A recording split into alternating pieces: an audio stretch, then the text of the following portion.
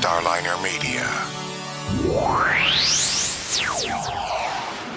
Starliner Media presents Music Night at the Majestic with your host, Michael Boswell.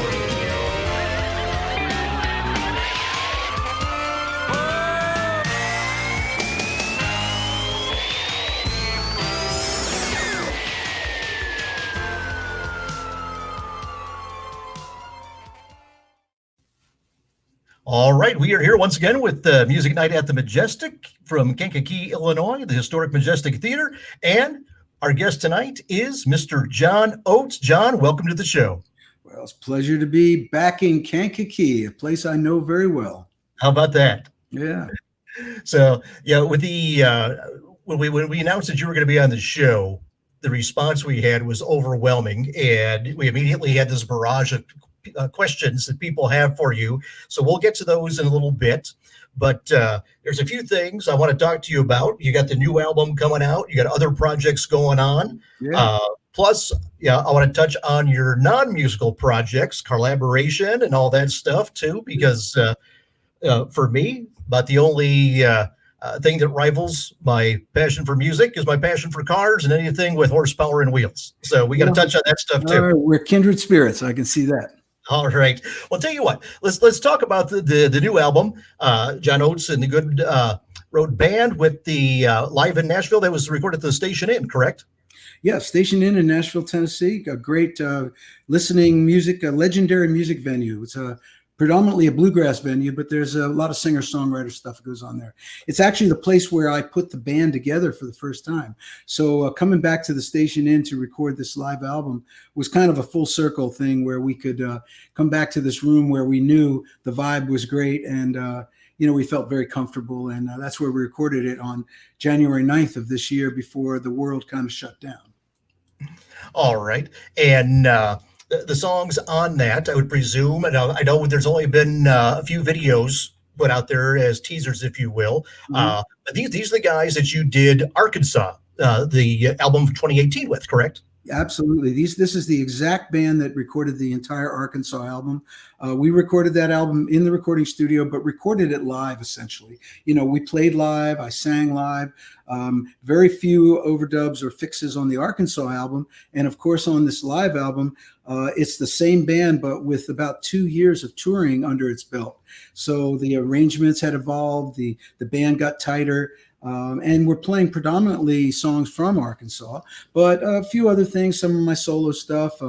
We added a couple other old songs like the Don Gibson classic, Oh Lonesome Me, and a Johnny Cash song, which I had gotten to do at a Johnny Cash a tribute concert here in Nashville. So, a few little things, a few little special songs that are different, but it was just a great night. And I didn't know the world was going to close down in January of this year. And so I wanted to record the band because we had toured so much and band was just playing great. And I said, man, let's capture this. And so now I'm really happy I did because we can release this live album and now. Yeah, exactly. Now, when Arkansas came out, that was the follow-up, studio-wise, to Mississippi Mile. And I remember, playing that and the 1,000 Miles of Life. I played those albums for some folks who were knew your duo stuff with Daryl, but had not heard that. And they're like, wow, this is a total departure or whatever. He's doing something new. And I said, well, actually, this is, new, different than what they knew you from. But for you, it was actually kind of going back to where you started, wasn't it? 100%. Yes, you're 100% right. The music that I was making as a kid, really before I met Daryl Hall, was very much like this. I was a folkie. I was a blues guitar player. Played a lot of acoustic guitar, and when I met Daryl, we bonded over our mutual love of R&B and soul, and that kind of became the thing that we used as a place to move forward through as a duo. But in terms of what I'm doing on these new records, Arkansas and Mississippi Mile and all these ones, is that I'm really going back to my past, but going back with a with the sensibility of today, of what, my experience, my maturity, my playing level. So it's kind of bringing the past up to date, so to speak. But it's definitely using my past as a jumping off point. Well, the thing that I think made you guys so successful was the fact that you and Daryl blended rock and pop and soul to come up with a unique sound. And you're doing that same thing now, only with other styles. In fact, Good. That's a really good point. I didn't think of it that way, but you're right. It's exactly what, Daryl and I have always paid tribute, in a sense, to the people who came before us, and we've always, we always reference them in some way, even in our own original songs. There's always this kind of connection to the past, to the music that made us who we are. So it's absolutely the same with this solo album. It's me taking like Mississippi John Hurt material, stuff that I know like the back of my hand because I've been playing it for so long. And, I got to see him play in the 60s, when he was being rediscovered back during the folk revival. So, but taking those songs and kind of, here again, updating them, not only from my point of view, but with this incredible band that brings something totally different to the party, and also the band, the configuration of the band is what makes it unique. It's the kind of music we're making you don't really associate it with a guy with a mandolin, a cello, a pedal steel, and of course a rhythm section, electric guitar, 2 guitars and bass and drums. It's really that unique combination of instruments and those players that bring this totally unique sound to this older music. Yeah. Now, not only do you do the older stuff like the Mississippi John Hurt, like what you mentioned, but on a couple of your albums, you've taken songs that you and Daryl did. You had a Change of Season. Yeah.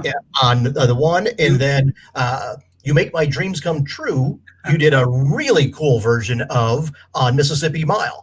Yeah, it was kind of a rockabilly version of it. That was one of those weird things. When you get in the studio with great musicians and you're playing, you kind of have an agenda, you got a plan, right?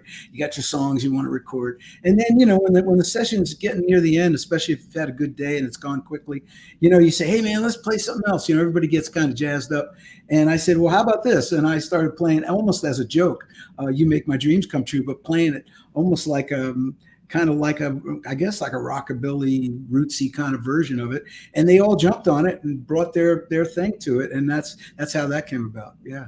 Well, I often say that for me the proof is in the pudding, if you will, with the quality of a song. A song that can be done in multiple styles. That's a well written song. You're 100% right, man. I'm with you. It's one of those things. It's the acid test of a good song, of a good composition. You can take it. If you can pick up an acoustic guitar and play that. I can play Maneater on an acoustic guitar, and it still sounds pretty cool. So it doesn't have to have the production. I think a lot of people don't. I make a big distinction between the song and the record. They're two different things. The song is what happens when the writer's writing it, with his instrument, whether it be a guitar, piano, what it might be, and kind of that's the song. What happens, it becomes a record when you take it into the studio, and then musicians join in, engineers, technology, goes through equipment, it goes through wires and tubes and speakers and all kinds of stuff, special effects. That makes the record, and they're two different things. Absolutely. Now, it's funny that you mentioned Maneater, because that's a song that I would love to hear you and the Good Road Band do. Well, we actually do it, but we didn't do it that night. Well, good. Just one of those things. Interestingly enough, I'm doing some outside projects now, some new projects. And I don't know if you've turned on to this guy named Saxsquatch. If you haven't checked out Saxsquatch, you need to check him out. Anyway, we just did Maneater, he and I. Oh, wow. And we did a video as well, and it's going to come out pretty soon, and it's freaking cool.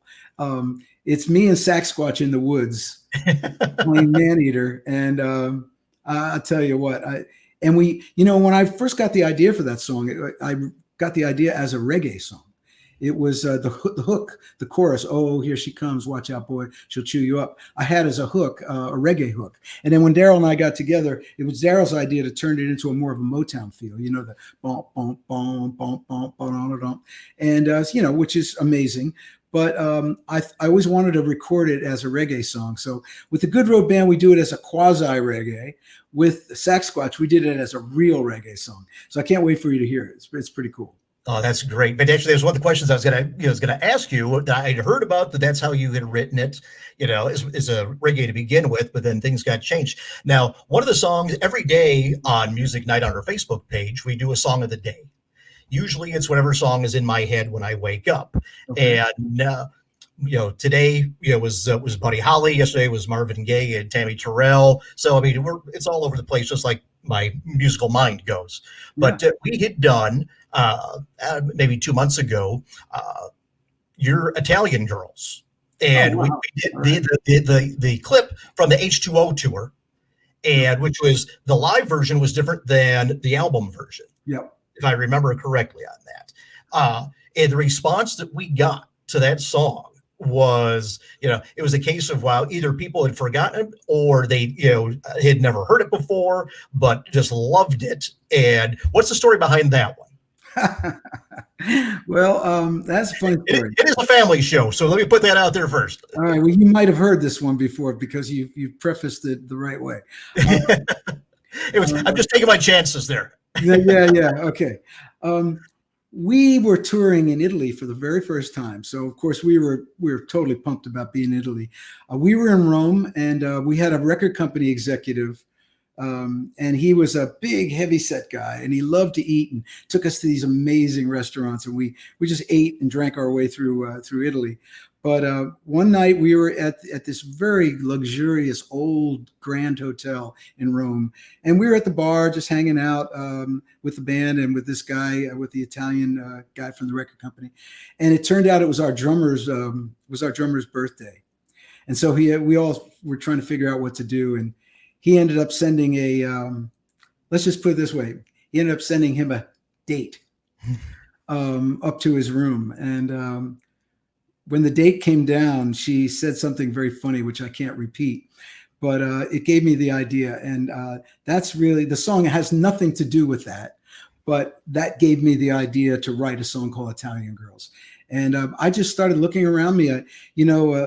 I see all the monumental ruinization. I don't think ruinization is a word, but I really don't care. If it works, it works. I'll take my poetic license where I can, right? And you know, that song, I know it's kind of a comedy song in a way. It's comedic, but the second verse is actually one of the favorite verses of any song I've ever written. And I drink too much vino rosso, say no more Amarone. I eat too much pasta, basta. I'm so full and yet so lonely. That's one of my favorite verses I've ever written. Yeah, well, you mentioned the favorite songs that you have. Besides that, what's some of the songs when you look back you say, "Wow, I'm really proud of that one"? Well, fortunately for me, I can say I'm proud of a lot of these songs. Almost all of them. Daryl and I are very discerning, and we were very we took our songwriting very seriously. Even the songs that weren't hits, just the album tracks. I don't think we can honestly say that we never put a song on an album that was just filler, that we said, oh man, I don't like that song, but we're going to put it on anyway because we need an extra song. That has never been a thing with us. Every song on every record is something that we took a lot of care with and actually cared about. Only some of them became hits, of course, but honestly, I can say I'm proud of all of them. I'll go back. I got to go to She's Gone. That's a song that, man, it sounds as contemporary today as it did in 1972 when we wrote it. It's a song that he and I just wrote together, and we just tapped into this thing. It's really about loss, but it's also about everyday things that you can see. Like there's a line in there, worn as a toothbrush hanging in the stand. Now that's just such a everyday image. It's nothing special, but yet everyone can relate to that idea that this old toothbrush that you've been using and it's all worn out, kind of bristles all sprayed out. stuff like that. Even the opening line, which is very unique. Everybody's high on consolation. That's just that opening line is like, man, I wish I could write another one like that, but there's so many songs. I mean, I can't go for that. Just the groove on that thing is just incredible. Daryl's, Sarah Smile is just such a classic. The list goes on, man. And we're very fortunate to have songs that have stood the test of time.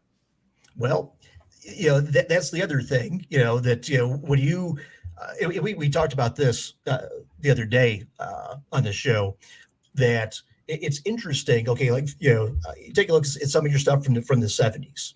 Okay, the early 80s. These songs are 40 plus years old, and when you go back 40 years from when those songs were on the charts, you never heard that music, in a public setting. You didn't go into a store and you didn't hear, Glenn Miller or Benny Goodman or whoever, as good as what those songs are. You just didn't hear them in a public setting. Right. Now hearing a 40, 45, 50-year-old song, nobody thinks about it. They have become so ingrained in society that, you've got these standards, and it's really cool. And I would guess that for you, if you're out someplace, the store or whatever, and you hear one of your songs come on, that's got to be a real thrill.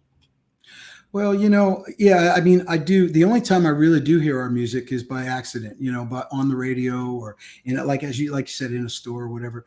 But you made a really good point. I've never really thought about that. Maybe it's because the songs of the rock and roll era, especially going in the 60s and 70s, it's when the recording techniques and radio really proliferated. It wasn't quite as big back in the big band era. People heard big band music live and they listened to it on record, but it wasn't quite the same. The exposure wasn't there.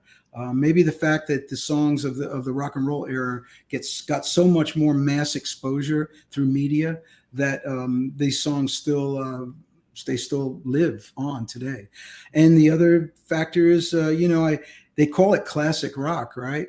Well, the word classic actually has a meaning, and the definition of classicism is something that stands the test of time, that is not a fad, or not something that is just of the moment. It's something that transcends the time it's in and can go on and live on forever. So if our songs can be considered as classic rock songs, that's a huge compliment, and that's something very important. Yeah, I would think. Now, for you guys, when Voices hit, that was the album that broke you guys big commercially, if you will. There, What was the difference between, obviously the songwriting was consistent the whole way through. What was the difference with that album? Well, to make a long story short, the difference was that it was the first album we produced ourselves. That's what made the big difference. But the true story of how we got there is the story of the 70s. And without the experience of the 70s, Voices would have never happened. We had to have that experience. We had to work with the great Arif Mardin on the first two Atlantic albums. We worked with Todd Rundgren on the War Babies album. We worked with a guy named Christopher Bond on three albums we made in LA in the mid 70s that had Rich Girl and all those songs, Sarah Smile. And then in the end of this decade of the 70s, we had been recording up to that point. We had only recorded with studio musicians. Every album, we always had a live band, but we never felt our live band was the type of band that we wanted to go into the recording studio with. So we recorded with studio musicians. At the end of the decade of the 70s, we finally had a band that we felt that we could record with. And we did the Along the Red Ledge and the Ecstatic album. David Foster was our producer. Now, David Foster had never really produced anyone up to that point. His career was just getting started. Of course, he's become a mega star in the world of record production. But at the time, he was just kind of getting started himself. And we recorded those albums with our road band, and really that was the key that unlocked where we would go further on. And after David Foster, we realized we just didn't need a producer, that we wanted to do it ourselves. And that at that time, we created this great road band, and we went in and did the Voices album in New York and recorded it the way we wanted to record it. And that it really made all the difference. And it set our course and set the tone for our commercial success of the 80s. Well, you talked about having the band. The folks that you're playing with now, it reads like a who's who of premier musicians.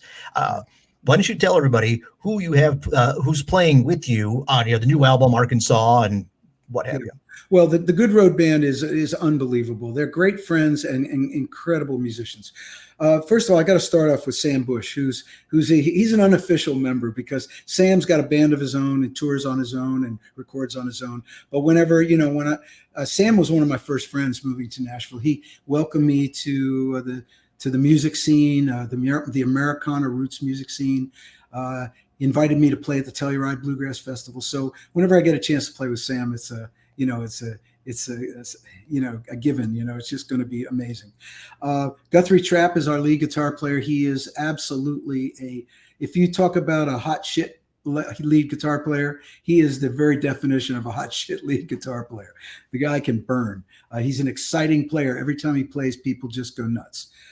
Steve Mackey's our bass player. Mackey's a veteran who I've been playing with for many years now in Nashville. He's played with the likes of Roseanne Cash and the Wallflowers, and just did Peter Frampton's last tour.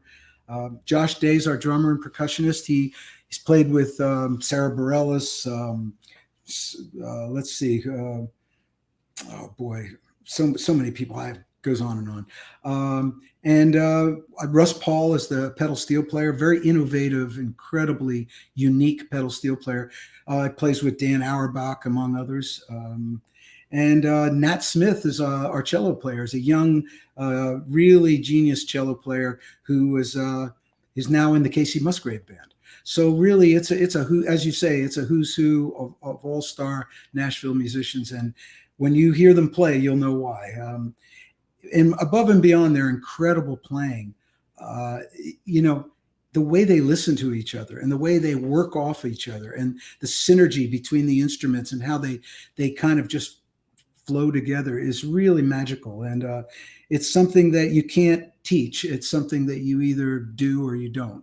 And these guys are consummate musicians. So they take my songs and bring them to a whole other level.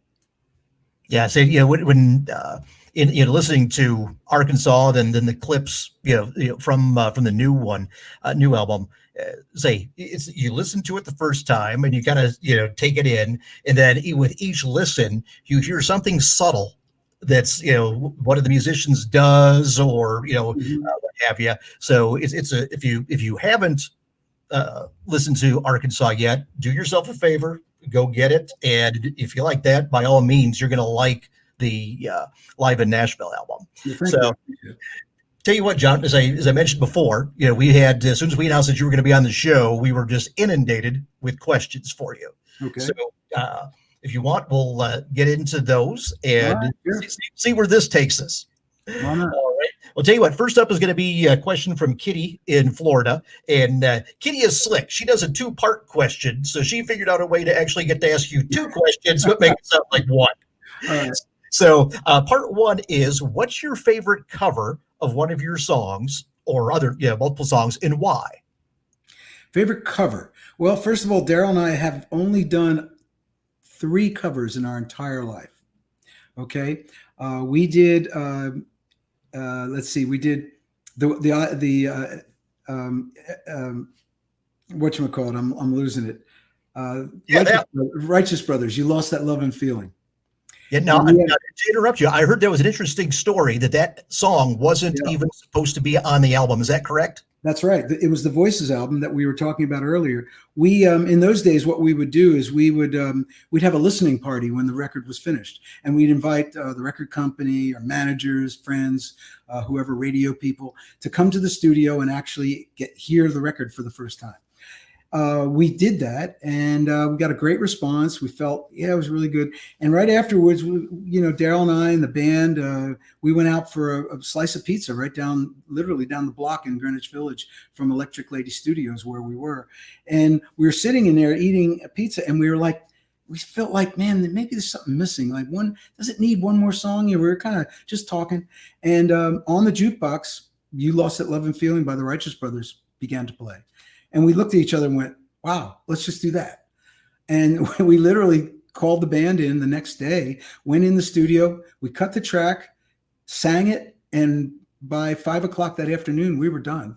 And we put that on the album, and it became a pretty big hit for us. Yeah. So I'd probably say that's probably my favorite one that we've ever done. We did do a song by Mike Oldfield, Family Man, which was on the Mike Oldfield album. And that was here again, a kind of a last minute decision. One of the technicians, roadies in our band, came to the studio one day with the new Mike Oldfield album and said, man, you should hear this song. You guys could do a great version of this song. And he played Family Man. And we said, wow, that's cool. Let's do that. I mean, so that's, and the other one was an obscure reggae song that I brought back from Jamaica in 1975 called Soldering, which hardly anybody knows about. But I heard it when I was on the beach in Jamaica, and I loved it. And I literally bought the 45 while I was in Jamaica and brought it back, and we did a version of that. How about covers of your songs that other bands or artists have done? Which one of those do you? Wow. Well, man, I Can't Go For That has been sampled so many times that I can't even begin to, there's been so many versions. The very first version actually, it was the first time I ever heard a sampled song, was the group De La Soul from New York did a version, and they used I Can't Go For That. They called it Say No Go. And that was the first time I ever heard that. Anyone using the idea of sampling, taking someone else's song and recrafting it into something else. Interestingly enough, considering how many hits we've had, we haven't really had a lot of covers of the songs. Lou Rawls and a group called Tavares did She's Gone. Tavares had a #1 R&B hit with their version of She's Gone, and I always liked that. So I don't know, Now, is there a song of yours where you wish somebody, you heard it, you go, man, that'd be a perfect song for so-and-so to do? Well, sure. I mean, I wish Marvin Gaye sang all of our songs. Doesn't everybody? Yeah. All right. Well, tell you what, let's move on to our next question here. Mike in Texas wants to know, what was it like to be inducted into the Rock and Roll Hall of Fame? Well, it was a long night, I can tell you that. What you see on the TV show has nothing to do with what actually happened that night. I'll just leave it there. But anyway, listen, it's an amazing thing to happen to you in your career. It's really kind of puts a stamp on your career. It says, you've accomplished something, above and beyond the ordinary. And so it's an amazing thing. A few years before the Rock and Roll Hall of Fame, Daryl and I got inducted in the American Songwriters Hall of Fame. And to be, mentioned among the great songwriters in America, going all the way back to like Cole Porter and George Gershwin and, the Brill Building, amazing writers from the Brill Building, Lieber and Stoller, on and on. That is an honor that I think is very important, because when I think about it, if we hadn't written the songs that we wrote, we wouldn't be in the Rock and Roll Hall of Fame. So, I kind of go back to that American Songwriter Hall of Fame induction and say that was pretty important too. Well, and interestingly, you answered just there one of the questions that Rosa had sent in. So not only did you answer about Mike, Rosa, I'm telepathic. I read your mind, Rosa. It's the Psychic Music Network. Yeah. All right. Let's see here. Kim in Florida wants to know if you ever thought about making a coffee table book about your famous mustache. No, there's been a lot written about my mustache. Lots of stuff out there about my mustache. I don't know. No, actually, I haven't. I don't think my mustache deserves a coffee table book. If it does, it would be really thin. I mean, I think my mustache deserves a comic book. How about a comic book? Yeah, there you go. Tell you what. Next up, Nick wants to know, how did your appearance on the Goldbergs come to be? It came to be right before the shutdown. I had gotten word that the Goldbergs wanted to do this bit with, on the show about two of the guys pretending, they were supposed to be Hall and Oates, but they got their wires crossed and they show up and they're both dressed as Oates. I thought it was a really funny concept, and it was in February, and I actually had some downtime, and I love going to California, and because I got some really good friends out there, and so I called my manager and I said, hey, this Goldbergs thing that they're doing, what would they think if I showed up and did like a cameo appearance? So he reached out to them and they said, oh, great idea. So it gave me an excuse to go to LA, see some friends. And, it literally took 3 hours. I mean, showed up in the morning. They gave me the janitor's suit and, we did some makeup and went in there and had the script. And the cast was incredible. They're really, really cool. And I was a little nervous with the script reading because, they have a thing they do. They've been on the air for 6 years. So that's like a well-oiled machine, the way they interact with each other and, the way they deliver their lines. So I was like trying to make sure I didn't really ham it up too bad. And they were great. They helped me through it. And we had a good time. So it was fun. Yeah, good deal. Good deal. Well, tell you what, we are actually, at our 30 minutes already, believe it or not. All right. Tell you what, we still have more questions. If we can do a couple more if you want. Oh, okay. Well, tell you what, let's move on to, let's see here. Debbie wants to know if you and Daryl have plans to tour next year, if tours are a thing, and if so, would you be coming through Chicago? Well, here's the thing. We have tentatively booked a tour for next year. It starts in early August of 2021. And yes, it is on the books right now. And I guarantee you Chicago will be one of the shows. I don't have it in front of me. But hey, you know what? It's week to week, month to month with this thing. And we got our fingers crossed. We're hoping that this is all going to happen for all of us. Because I know the world wants live music and we want to play. So let's keep our fingers crossed that we can make this happen. And hopefully this time next year, we'll be out there. All right, good deal. George wants to know that if you've ever dialed the Call & Oates hotline. Yeah, I've dialed the Call & Oates hotline. When we first found out about it, it's been out for a long time. It was some guy from Silicon Valley's brainchild. And at first we thought, man, we can't let this guy just do this stuff. And then we thought, wow, it's like free publicity. This guy's like giving us all this free publicity. So we just let it go. I think it's kind of funny. All right. Let's see here. John in Kentucky wants to know if you and Daryl considered any other names to use for the band before you settled on Daryl Hall and John Oates. No. We've always called ourselves Daryl Hall and John Oates because we want to be perceived as two guys who work together, not this two-headed monster thing. No, we didn't. We never came up with it. I think if we would have put our heads together, we probably could have come up with a better name than Hall & Oates. But hey, too late now, right? Well, I'm going to say that it worked. Yeah, it worked. It worked only because you've heard it 100 million times.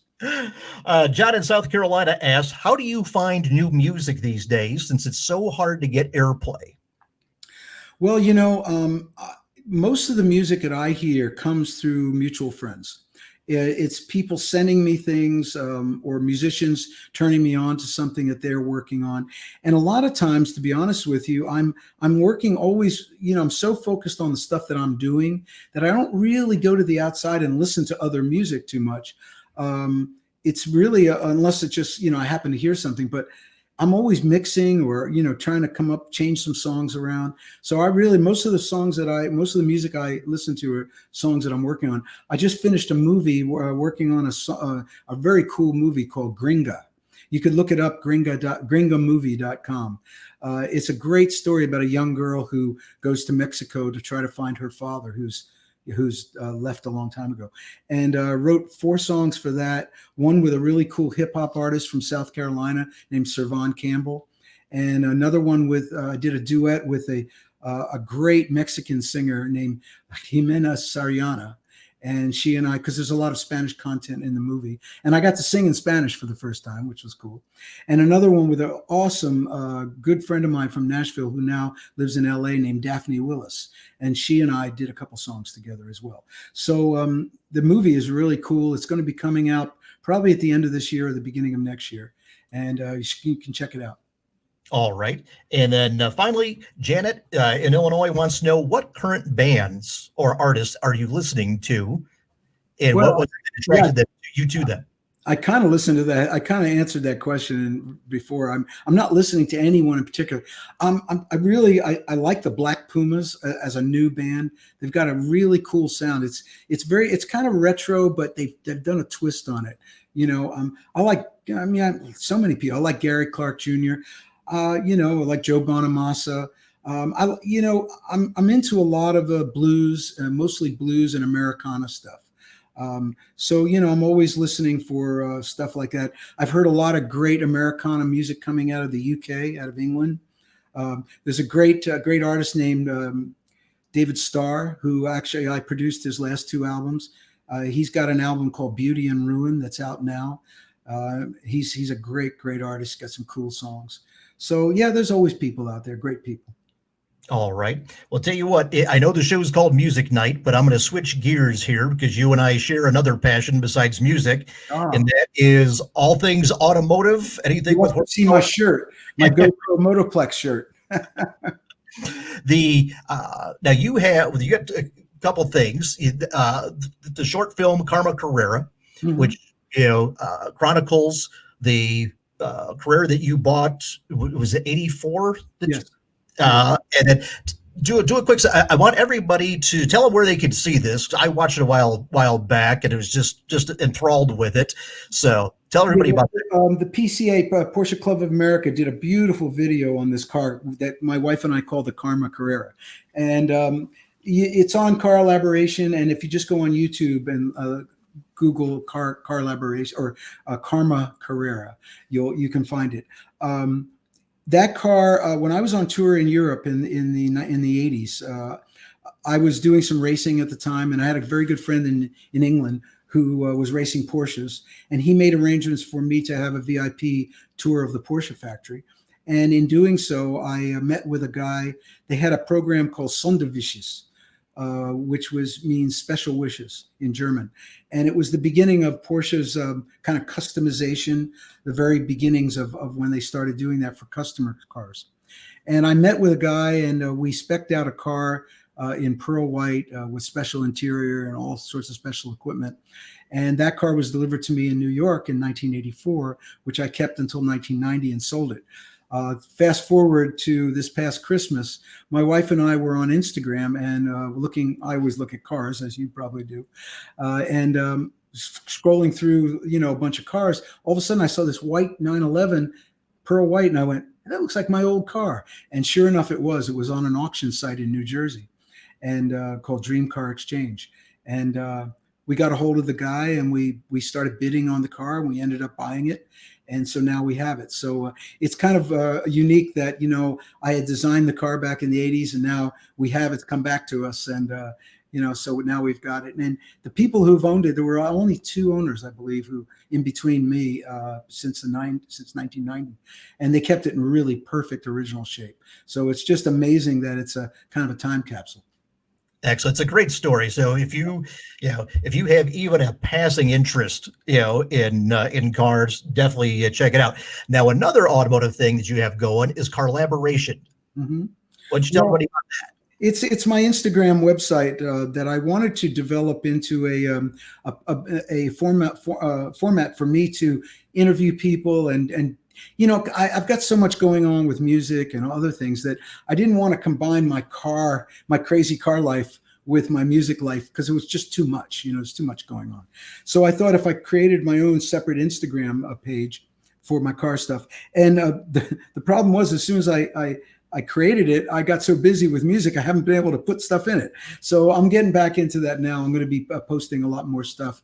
I've got a great video that I did that talks about how my Rod Emery car was built. And so I'm going to be posting that shortly. And there'll be some more stuff coming down the line as well. Excellent. Good deal. Well, John, I appreciate you taking the time to join us here. Man. We ran a little bit long, but we really appreciate it. So, all right, everybody. We'll tell you what. You'll if you want more info on John's new album, go to johnoates.com. You can see the discography there as well. If you like roots music, if you will, for lack of a better description, Americana, you need to go through John's solo stuff. And I was just listening to Mississippi Mile, earlier today. Yeah, that's why Make My Dreams Come True was stuck in my head earlier. That album really is the precursor to the stuff I'm doing now. Yeah, I did that with the great Mike Henderson, who is original founder of the Steel Drivers, and Mike is incredible guy. Yeah. So, but and you've got was Stack of Lee on that one as well? No, but there was a version of Palette. Make Me a Palette on Your Floor on that, which I then transmogrified into Palette Soft and Low on the Arkansas album. That's the album that had the version of You Make My Dreams Come True on it. There you go. So, but all right, again, everybody, johnoates.com. This you can see this video on themusicnight.net, plus also our Facebook page and YouTube. And we appreciate everybody coming in. John, thank you again. Well, I'll just one more plug, if you don't mind. September 18th, the album gets released on all digital formats. And if you want a CD, if you're one of those folks who needs a CD, Amazon will be making CDs of the album as well. All right. I'm a CD guy. I like having my tangible. I know what you're saying. Got to have something in your hand. I get it. It's as close as I can get to the old days. Plus, I'm a liner note guy, so I like having it to read stuff. Well, unfortunately, the liner notes, there's not much liner notes on it, but the credits will be on my website, and on my Instagram page is pretty active with all kinds of stuff as well. All right. Sounds good. John, thank you so much for appreciate it, man. Thank you. Say hi to Kankakee for me. I will do that. All right.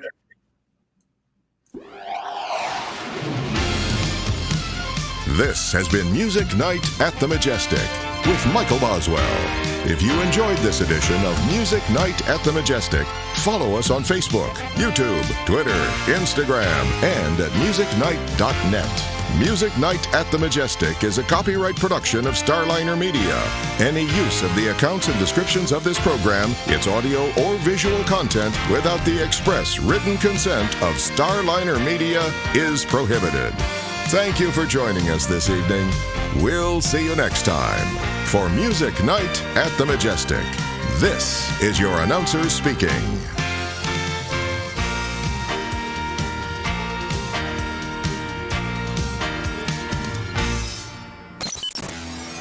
Starliner Media.